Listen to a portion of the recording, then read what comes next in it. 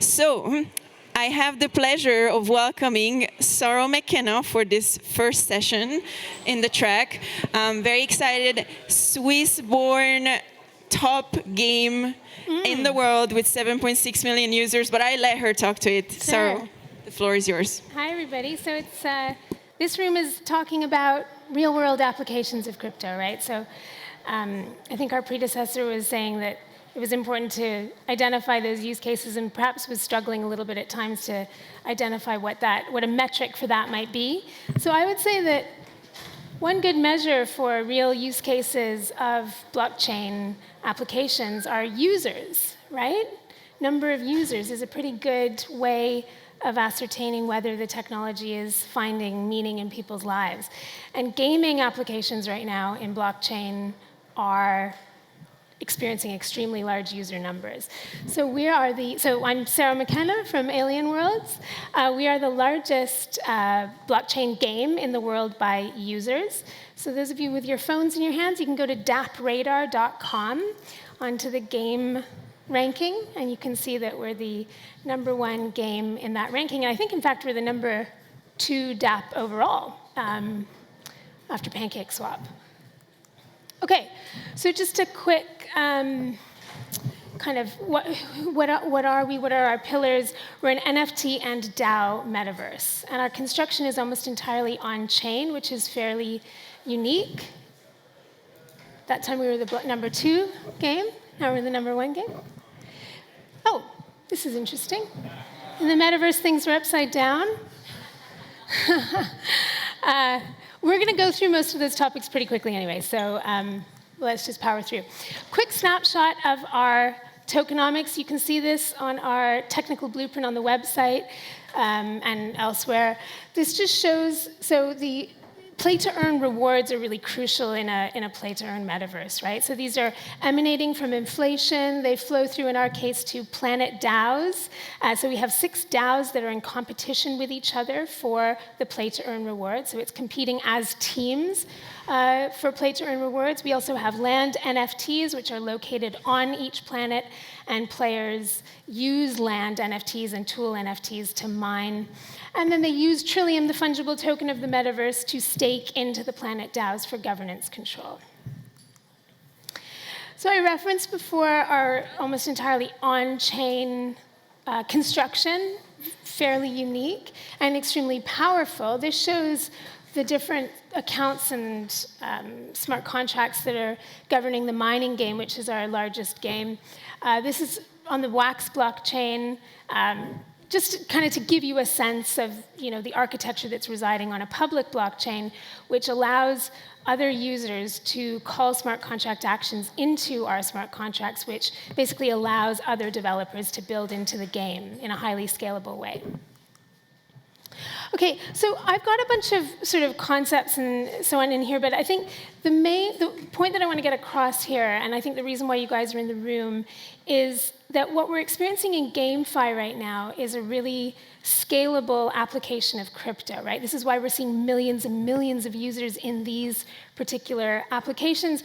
Other than in gaming, the places in the blockchain industry that we're seeing those user numbers are on exchanges, right? And whether decentralized or centralized exchanges. Other than that, we're not really seeing millions of users in dApps right now. So, really great way that blockchain technology is reaching millions of people right now. And in fact, at Alienworlds, we're using our massive scale to teach people about blockchain technology, about keeping your private keys, about governance, about creating DAOs and working together within DAOs to play to earn, but also just to fulfill that community's goals.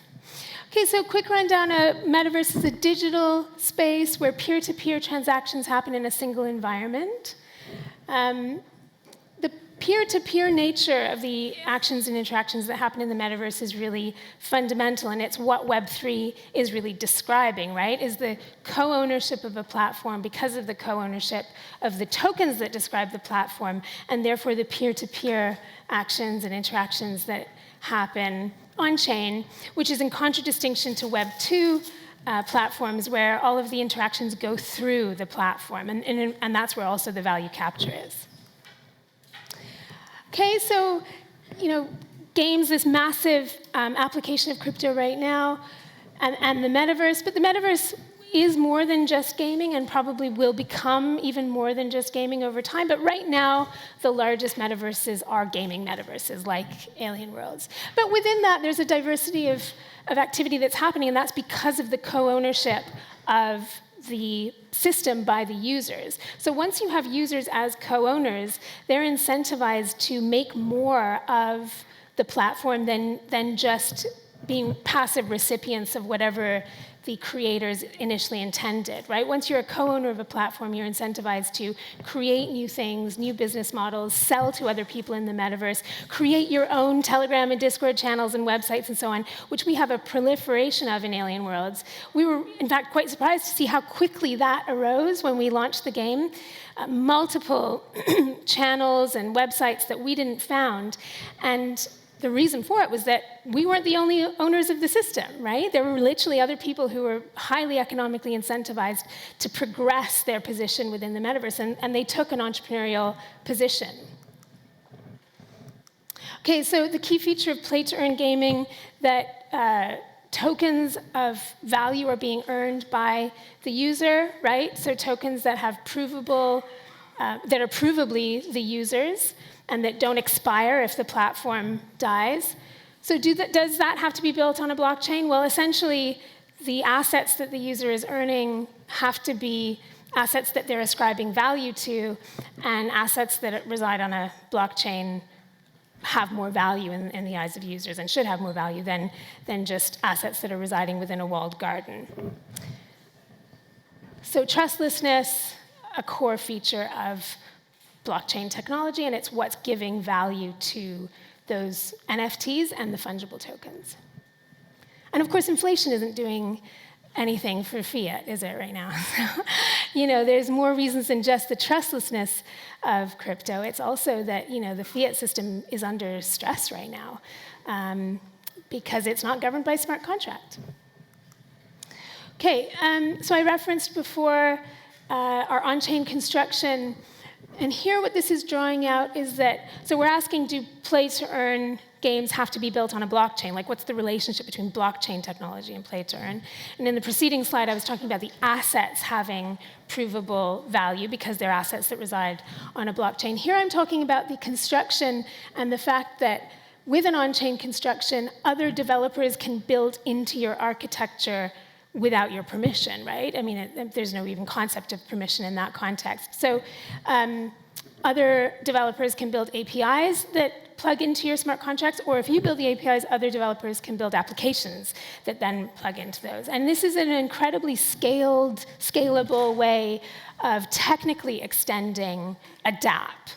So by building more of your architecture on chain, you allow more interoperability, essentially, or more other developers being able to add value to the system. And of course, they're incentivized to do that because they're co-owners of the system, because they own the token with you. Very, very significant feature of building on chain.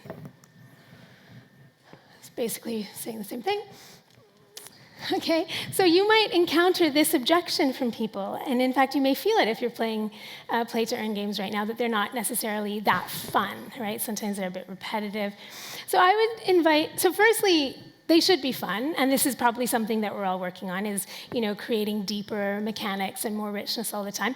But the other thing that I would mention, and in our case, we do have a very fun system. So we have a series of NFTs that are that contain a lot of richness and play. If you go onto YouTube and you search for Alienworlds mining rig, you will find countless users talking about their optimal mining rig that they use, the land NFTs and tool NFTs that they're selecting for their strategy in Alienworlds. And they go into chat rooms to talk about this extensively. They design their strategies, they iterate their strategies, and so on. So we've designed a series of NFTs that has a lot of richness in them and that creates this ability for people to go kind of really deep into the game. But the second thing I would say is that there is a bit of a dynamic. I mean, conceding a little bit to this point, there's a little bit of a dynamic that's happening in the metaverse, which is that there is a convergence of work and leisure, right? So because people are earning from what they're doing, I mean, that has a bit of a quality of work to it as well, or enterprise. But let's look more deeply at that. People are co-owners of the system, so of course they're willing to invest their labor in the system because they're extracting something out of it too. I think that that's very positive. They're expressing entrepreneurial capabilities, they're growing those entrepreneurial capabilities, they're networking with each other to create business propositions. That's actually all very fun, especially when it's being done in a context that's a little bit more de-risked perhaps than just life, right? So people are getting to try out creating things and selling things in an environment that's a little bit less complex than the whole real world, but that still is competitive enough and complex enough that it's challenging and interesting for them. So there is a bit of a convergence of work and leisure going on, but that's actually, I think, adding to the fun, or at least the richness and value that people are getting out of their experiences in the metaverse right now. Okay, finally, I think really the fundamental thing to take away from all of this is that what's happening in the metaverse is co-ownership of the system because of the ownership of tokens.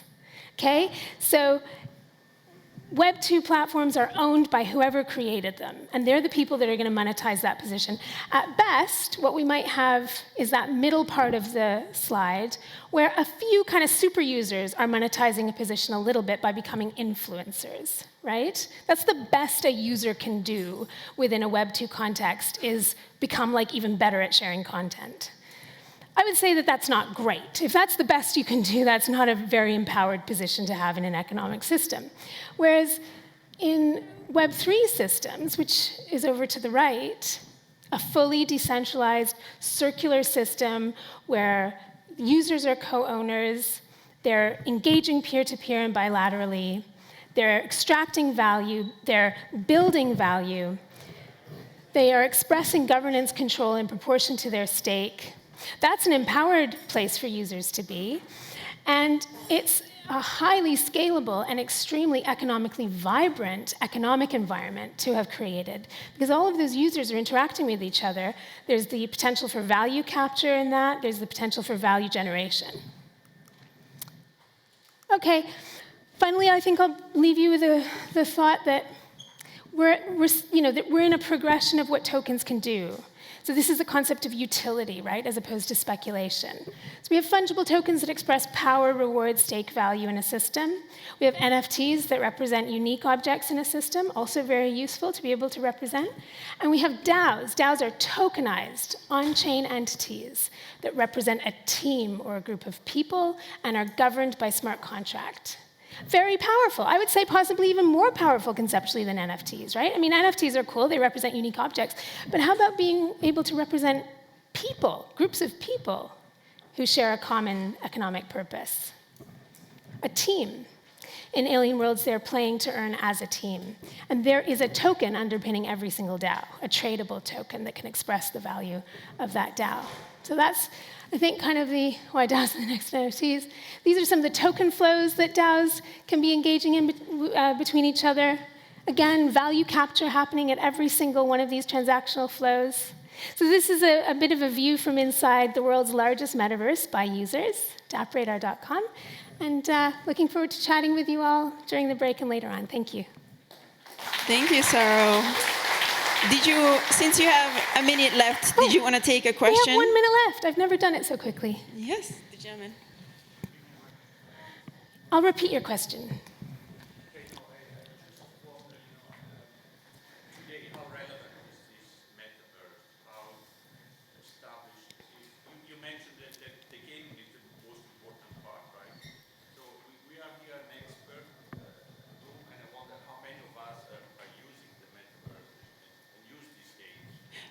Yeah, maybe let's do a show of hands. Who is using the metaverse?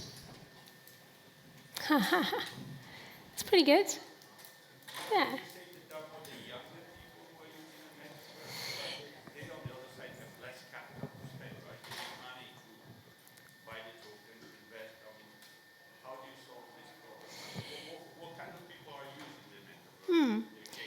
Yeah. So I think actually the first thing to say about that, one of the things that's so great about the metaverse economy is that it's very agnostic as to the person's identity. In fact, most of the time we don't even know the person's identity, right?